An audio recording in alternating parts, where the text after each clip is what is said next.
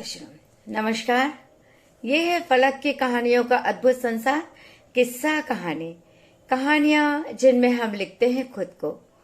मैं हूं सुरेखा गुप्ता और वीडियो सेशन में मैं प्रस्तुत हूं आपके सामने अपनी खुद की कहानी लेकर। मेरी कहानी का शीर्षक है माफी। मेरी कहानी इस तरह है।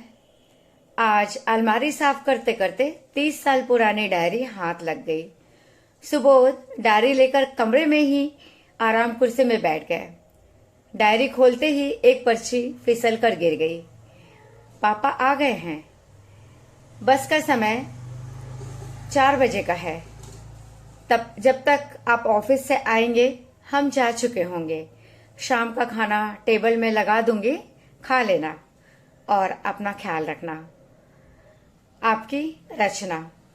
सुबोध आंख बंद करके सोचने लगे। ये रचना का पहला पत्र था। शादी के बाद जब पहली तीज में रचना मायके जा रही थी, सुबोध का मन आज से 30 साल पीछे भागने लगा था। उस समय मोबाइल का जमाना नहीं था और न ही घर में फोन था। सुबोध शिफ्ट वाली नौकरी करता था और रचना एक स्कूल में पढ़ाती थी।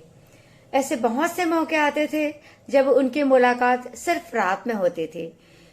तो ऐसी बहुत सी पर्चियां थी जो रचना सुबोध के लिए हमेशा लिखती रहती थी। रचना ने सब कुछ बहुत अच्छे से संभाल लिया था। घर, बच्चों और नौकरी के बीच तालमेल बैठाते हुए गृहस्थी की गाड़ी सुखमय चल रही थी।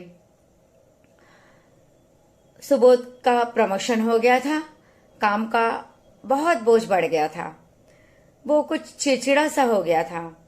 तो ऑफिस का गुस्सा बच्चों और पत्नी पर उतारने लगा था।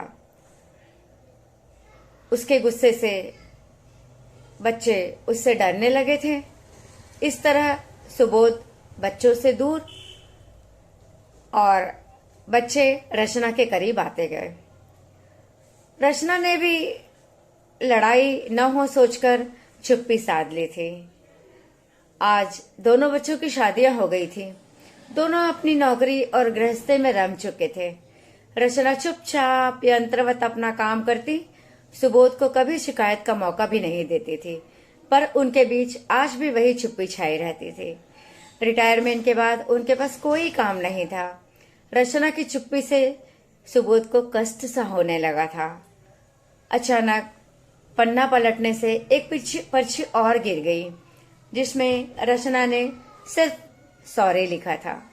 सुबोध को याद आया कि कैसे वह छोटी छोटी बातों पर बच्चों और रचना पर चिड़चिड़ाने लगता था, चिल्लाने लगता था।